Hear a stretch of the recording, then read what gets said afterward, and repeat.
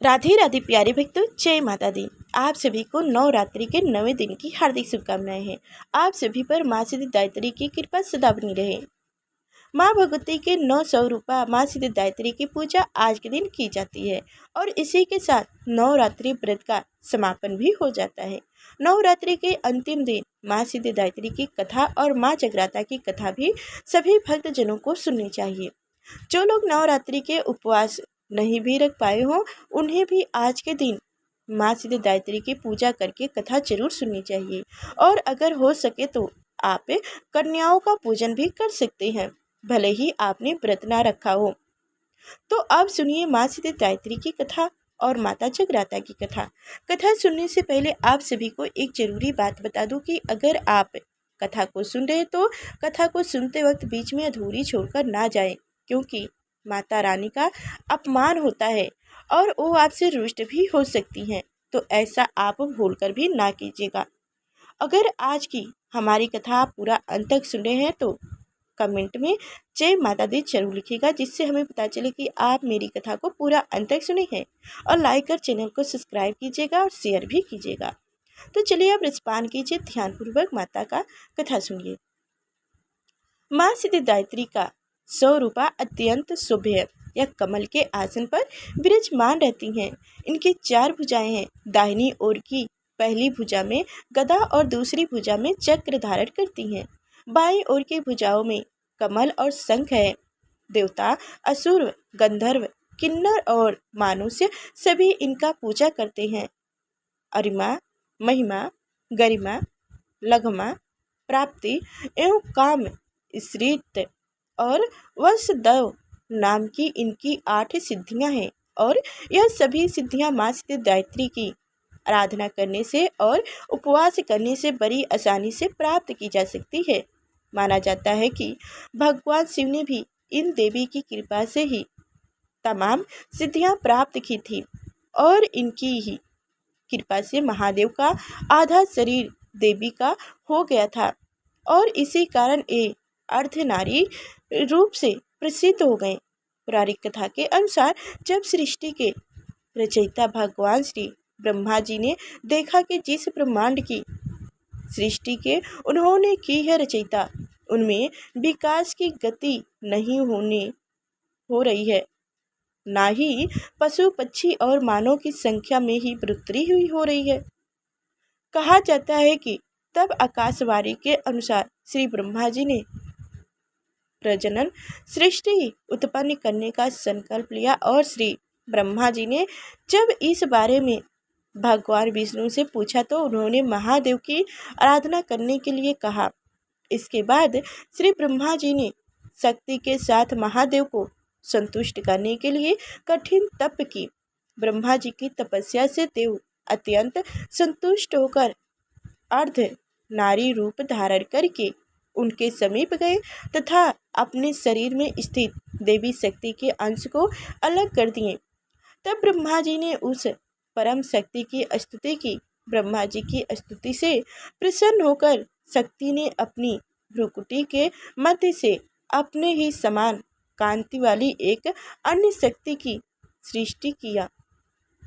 भगवान शिव ने ब्रह्मा जी को प्रजनन सृष्टि के मान्य के लिए प्रेरित करने के लिए उद्देश्य से अपना अर्धनारी रूप में दर्शन दिए थे, लेकिन उनके इस स्वरूपा का एक भेदभाव करना गलत है।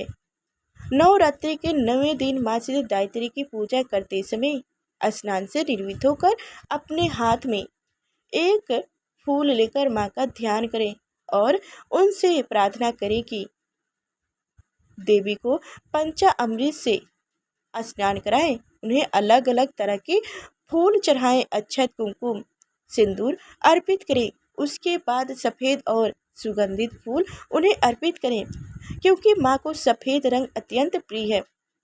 सफ़ेद के अलावा आज के दिन आप लाल या गुलाबी रंग के फूल भी माँ को अर्पित कर सकते हैं। और इसी तरह के वस्त्र धारण करके आज के दिन आप माँ की पूजा कर सकते हैं। आज के दिन जो भक्त माँ को कमल का फूल या फिर गुलाब का फूल अर्पित करता है, उनसे माँ बहुत जल्द प्रसन्न हो जाती हैं। माँ सिद्धिदात्री को आज के दिन खीर हलवा पूरी के साथ ही पावन सुपारी और लौंग इलायची का भोग लगाना चाहिए। माँ सिद्धिदात्री का पूजन मंत्र है ओम देवी सिद्धिदात्री नमो नमः। तो आप सभी लोग पूजा करते वक्त इन मंत्र का अवश्य जप करें, जैसे ओम देवी सिद्धिदात्र नमो नमः। तो इन मंत्र का जप आप अवश्य करिए। तो चलिए अब रसपान कीजिए माता जगराता कथा का। माता जगराता कथा माँ दुर्गा का जागरण वैसे तो साल भर में कभी आयोजन किया जा सकता है, लेकिन नवरात्रि में अष्टमी और नवमी तिथि पर माता रानी के जागरण का विशेष तौर पर आयोजन कई जगहों पर किया जाता है। लेकिन क्या आप जानते हैं, माता रानी का जागरण बिना तारा रानी के कथा के अधूरा माना जाता है। तो चलिए अब ध्यानपूर्वक तारा रानी की कथा सुनिए। माँ भगवती को मानने वालों में से एक राजा अस्पर्श भी थे। वो दिन रात उनकी पूजा अर्चना में लीन रहते थे। राजा को किसी चीज़ की कमी नहीं थी, बस उन्हें बच्चे की ख्वाहिश थी। सालों से बच्चा न होने के कारण राजा कुछ निराश रहा करते थे। एक दिन राजा की भक्ति से खुश होकर माँ भगवती ने स्वप्न में आकर उसे 2 बेटी होने का वरदान दी। आशीर्वाद मिलने के कुछ समय बाद राजा के घर एक बेटी पैदा हुई। बेटी पैदा होने की खुशी में राजा ने सबको दावत दी और बेटी की कुंडली बनवाने के लिए पंडित ज्योतिषों को बुलवाया। सबने राजा से एक ही बात कही कि यह साक्षात देवी का रूप है, जहाँ भी इनके कदम पड़ेंगे वहीं खुशियाँ ही खुशियाँ होंगी। यह भगवती देवी की भक्तन होंगी। इतना सब कहकर पंडितों ज्योतिषों ने लड़की का नाम तारा रख दिया। कुछ समय के बाद मंगलवार के दिन राजा के घर एक और बेटी पैदा हुई। ज्योतिषों ने उनकी भी कुंडली बनवाई और उदास हो गए। राजा ने जब उनसे उदासी का कारण पूछे तो ज्योतिषों ने बताया कि ये लड़की आपके जीवन में खूब सारा दुख लेकर आएगी। राजा ने ज्योतिषों से पूछा कि आखिर मैंने ऐसे कौन से खराब कर्म किए थे कि इसने मेरे घर जन्म लिया है। ज्योतिषों ने बताया कि आपकी दोनों बेटियां राजा इंद्र की अप्सराएं हुआ करती थी। इनमें से बड़ी बहन का नाम तारा और छोटी का रुकमन था। एक दिन ये दोनों मिलकर धरती की सैर करने के लिए गईं। दोनों ने ही वहां पहुंचकर एकादशी के दिन व्रत रखा। तारा ने अपनी छोटी बहन से कहा कि आज एकादशी का व्रत है, इसलिए बाजार जाकर कुछ ताजे फल लेकर आओ, लेकिन वहाँ कुछ खाना मत। रुकमन बाजार फल लेने के लिए चली गई। वहाँ उसे मछली के पकौड़े दिखाई दी।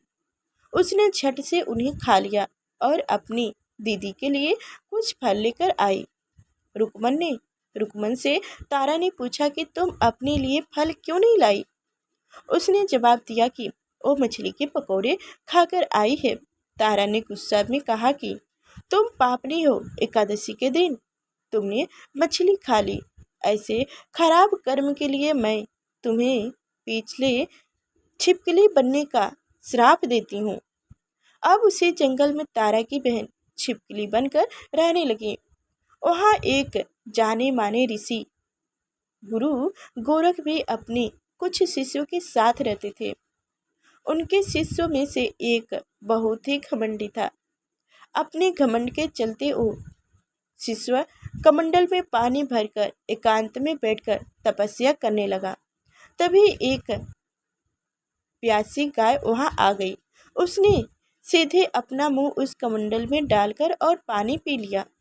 पानी पीने के बाद जैसे ही गाय अपना मुंह बाहर निकाला तो निकालते वक्त कमंडल नीचे गिर गया और ऋषि का ध्यान भंग हो गया। ऋषि ने देखा कि गाय पानी पी गई है।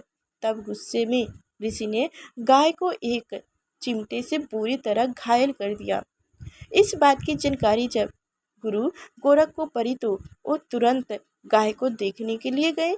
जैसे ही उन्होंने गाय की हालत देखी, वैसे ही अपने उस घमंडी शिष्य को आश्रम से बाहर निकाल दिए। कुछ दिनों के बाद गौ माता पर किए गए उस अत्याचार से होने वाले पाप को कम करने के लिए उन्होंने एक आयोजन करवाया जिसे हवन कहते हैं। इस यज्ञ के बारे में गाय को चिमटे से मारने वाले घमंडी शिष्य को भी पता चल गया। वो सीधे पक्षी का रूप धारण करके यज्ञ स्थल पर गए और भोजन में अपनी चोंच से मरा हुआ सर्प डाल दिए। किसी को इस बात की खबर नहीं हुई। ये सब होते हुए तारा से श्राप मिलने वाली छिपकली रुकमन देख रही थी। उनके मन में हुआ कि इसे खराब सारे लोग मर जाएंगे। इस भोग को जब सारे लोग खाएंगे तो सभी लोग मर जाएंगे। सबकी जान बचाने के लिए छिपकली बनी रुकमन सभी लोगों के सामने भोजन पर गिर गई। लोगों ने छिपकली को खूब कोसा और बर्तन को खाली करने लगे। उसी वक्त भंडारा करने वालों को खाने में मरा हुआ सर्प भी दिखाई दिया। तब कहीं जाकर सबको समझ में आया कि छिपकली सबकी जान बचाने के लिए जानबूझकर भोजन में गिरी थी। एक छिपकली होने के बावजूद भी इतने अच्छे विचार होने की वजह से यज्ञ में मौजूद सारे महत्वपूर्ण लोग ने कहा कि हमें इस छिपकली की मृत्यु के लिए प्रार्थना करनी चाहिए। पंडित ने आगे बताया कि सबकी प्रार्थना से ही वो छिपकली तीसरे जन्म में आप जैसे प्रतापी राजा के घर बेटी के रूप में पैदा हुई है। वहीं तारा ने दूसरे जन्म तारामती के रूप में लिया और अयोध्या के राजा हरिचंद्र से शादी की। इतनी सब बातें कहने के बाद पंडितों ने राजा स्पर्श को रुकमन को मारने की सलाह दी। इस बात पर राजा बोले, मैं किसी बेटी को कैसे मार सकता हूँ? ऐसा करना पाप होगा। फिर ज्योतिषों ने कहा कि एक संदूक में सोना चांदी लगवाकर उनके अंदर लड़की को रख देना और संदूक को पानी में बहा देना। उसमें लगा हुआ सोना चांदी देखकर लोग नदी से संदूक जरूर निकालेंगे और लड़की की जान बच जाएगी। राजा ने ज्योतिषों से जैसे बताया ठीक वैसे ही किए। नदी में सोना चांदी जरा हुआ संदूक देखकर काशी के पास ही एक भंगी ने उसे बाहर निकाल लिया। उनके कोई बच्चे नहीं थे, इसलिए उसने संदूक के अंदर की लड़की को पालने का फैसला लिया। उसे भंगी एवं उसकी पत्नी ने खूब प्यार से पाला और रुक का नाम रख दिया। बड़ी होते ही दोनों ने रुक्को की शादी करवा दी। रुक्को की सासु माँ तारामती और राजा हरिचंद्र के महल में साफ सफाई करने का काम किया करती थी। कुछ दिनों के बाद रुक्को की सासु माँ बीमार हो गई। उनकी जगह रुक्को वहाँ काम करने लगी। तारामती ने उसे देखा और पुराने जन्म के पुण्य के कारण पहचान लिया और उसे कहा कि तुम मेरे साथ बैठ जाओ। रुक्को ने बोला कि मैं तो भंगनी हूँ, इसलिए आपके पास नहीं बैठ सकती। तब तारामती ने उसे बताया कि तुम पूर्व जन्म में मेरी ही बहन थी। तुमने एकादशी के व्रत के दिन मछली खा ली थी और मैंने तुम्हें दंड देते हुए छिपकली बना दिया। अब तुम दोबारा मनुष्य जन्म मिला है तो इस जन्म में माँ वैष्णवी की पूजा करके पुण्य कमा लो। माँ की पूजा से तुम्हारी सारी इच्छाएं भी पूरी होगी। तारामती की इस बात को सुनने के बाद रुक्को माँ वैष्णवी से एक बेटे के लिए प्रार्थना करती है और कहती है कि अगर उसकी मनोकामनाएं पूरी हो तो वो अपने घर में माँ वैष्णवी देवी की पूजन और जगराता करेगी। माँ वैष्णवी देवी उनकी प्रार्थना सुन लेती हैं और उसे बेटा होता है। पुत्र की प्राप्ति के बाद रुक्को उसकी देखभाल और लाड दुलार में माँ वैष्णवी देवी की पूजा करना भूल जाती है। ऐसा होते होते 5 साल बीत गए और फिर एक दिन उस बच्चे को चेचक यानी माता निकल आती है। बच्चे की ऐसी स्थिति देखकर परेशान रुक्को अपने पिछले जन्म की बहन तारामती के घर जाकर उन्हें इस समस्या के बारे में बताती है। तब तारामती ने पूछा कि तुमने माँ वैष्णवी देवी की पूजा अर्चना में कोई गलती तो नहीं की?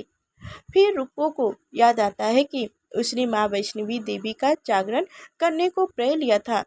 ये बात याद आते ही रुक्को को काफी पछतावा हुआ और मन में माँ से कहा कि बच्चे को ठीक होते ही वो अपने घर में जागरण करवाएगी। अगले ही दिन उनका बेटा पूरी तरह ठीक हो जाता है। तभी रुक्को ने माता रानी के मंदिर जाकर पुजारियों को कहा कि मंगलवार के दिन घर में जागरण करवा दीजिए। रुक्को की बात सुनकर पंडित कहते हैं कि तुम यही 5 रुपए दे दो, तुम्हारे लिए हम मंदिर में ही जागरण करा देते हैं। रुक्को कहती है, मुझे पता है कि मैं जमाइन हूँ, लेकिन आप मेरे घर आकर ही जागरण करवा दीजिए। माँ किसी तरह का भेदभाव नहीं करती, तो आपको भी नहीं करनी चाहिए।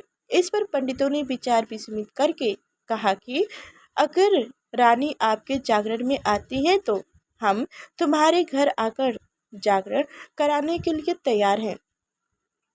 पंडितों की बात सुनकर रुक्को अपनी बहन रानी तारामती के पास जाती है और तारामती को सारी बात बताती है।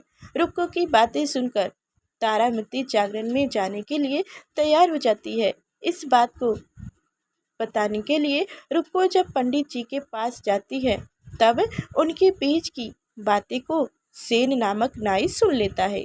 फिर वह राजा हरिश्चंद्र को जाकर सारी बातें बता देता है। राजा के मन में हुआ कि रानी को नीच जात वाले घर जागरण में नहीं जाना चाहिए। इसी वजह से वो अपनी अंगुली काट लेते हैं, जिससे उन्हें नींद न आए और रानी जागरण में ना जा सके। जब जागरण का समय होता है, तब भी राजा को जगते हुए देखकर रानी मन ही मन माँ वैष्णवी देवी से प्रार्थना करती है कि महाराज को नींद आ जाए ताकि मैं जागरण में जा सकूं। रानी की प्रार्थना के कुछ ही देर बाद राजा को नींद आ जाती है। फिर रानी तारामती रोशनदान में रस्सी बांधकर महल से नीचे आकर रुक्को के घर चली जाती है। इससे जल्दबाजी में रास्ते में ही रानी का रेशमी रुमाल और एक पांव का पायल गिर जाता है। इधर कुछ वक्त बाद राजा हरिश्चंद्र की नींद टूट जाती है। नींद खुलने पर रानी को अपने पास न देखकर राजा उसकी तलाश में निकल जाते हैं। रानी को ढूंढते ढूंढते उन्हें रानी का रुमाल, एक पांव का पायल मिलता है। रानी की चीजों को अपने साथ लेकर राजा जागरण स्थल पर पहुंचते हैं और एक जगह चुपचाप बैठकर जागरण सुनने लगते हैं।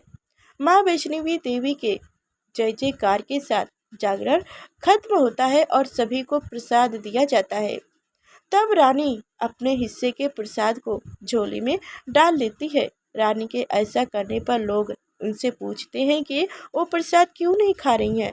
अगर आप प्रसाद का सेवन नहीं करती हैं तो जागरण में आए लोग भी प्रसाद नहीं खाएंगे। तब रानी बोलती है कि वह प्रसाद राजा के लिए था, अब आप मुझे प्रसाद दीजिए। फिर अपने लिए प्रसाद लेकर रानी सबके सामने उसे खा लेती है। रानी के प्रसाद खाते ही जागरण में मौजूद सभी भक्त ने भी प्रसाद खाया। उसके बाद रानी महल के लिए निकल जाती है। तभी रास्ते में ही राजा उन्हें रोककर पूछते हैं कि तुमने नीच जात के घर प्रसाद खाकर खुद को अपवित्र कर लिया है। तुमने मेरे लिए भी प्रसाद रखा है, अब तुम उससे मुझे भी अपवित्र करना चाहती हो। अब मैं तुम्हें अपने महल में नहीं लेकर जा सकता हूँ। यह बोलते हुए जब राजा रानी की झोली को देखता है, तब उन्हें प्रसाद की जगह गुलाब, चंपा जैसे अनेक फूल और कच्चे चावल एवं सुपारी नजर दिखाई आती है। इस चमत्कार को देखकर राजा हैरान हो जाते हैं। फिर राजा चुपचाप रानी को अपने साथ लेकर महल पहुंचते हैं। वहां रानी बिना माचिस के ही माता रानी के सामने दीप जलाकर राजा हरिश्चंद्र को और हैरान कर देती है। फिर रानी बोलती है कि माता के दर्शन करने के लिए बहुत बड़ा त्याग करना पड़ता है। इसके लिए आपको अपने बेटे रोहित की बलि देनी होगी, तभी माँ दुर्गा आपको साक्षात दर्शन देंगी। यह सुनकर राजा के मन में माँ के दर्शन की इच्छा होने लगी, जिसके लिए राजा अपने पुत्र की बलि दे देती हैं। बलि देने के बाद माँ दुर्गा शेर पर सवार होकर प्रकट हो जाती हैं। उन्हें देखकर राजा हरिश्चंद्र काफी खुश हो गए और माँ दुर्गा ने तुरंत राजा के बेटे को दोबारा जिंदा कर दी। इस चमत्कार को देखकर राजा हरिश्चंद्र खुश हो गए। तभी राजा ने माँ की पूरी विधि से पूजा करके उनसे गलतियों की माफी मांगी। माँ दुर्गा ने भी राजा को खुश रहने का आशीर्वाद दिया और अंतर ध्यान हो गई। तब राजा ने तारा रानी से कहा कि मैं बहुत खुश हूँ कि मुझे पत्नी के रूप में आप मिली हैं। फिर राजा हरिश्चंद्र, तारा रानी और रुक्मन तीनों अपनी मानुष योनि से छुटकारा पाकर देवलोक में चले जाती हैं। तारा रानी व्रत कथा जीवन में श्रेष्ठ कर्म करने की सीख देती है। पूरे कर्म के फल इंसान को भोगने ही पड़ते हैं। जय माँ शेरा वाली, जय माता दी। तो प्यारे भक्तों, आप सभी को हमारी कथाएं कैसी लगी कमेंट में अवश्य बताइएगा और अभी तक लाइक और चैनल को सब्सक्राइब नहीं किए हैं तो ज़रूर कीजिएगा। आपकी एक लाइक से हमें बहुत खुशी और बहुत प्रेरणा मिलती है प्यारे भक्तों, तो आप ज़रूर कीजिएगा, शेयर भी कीजिएगा। जय माता दी।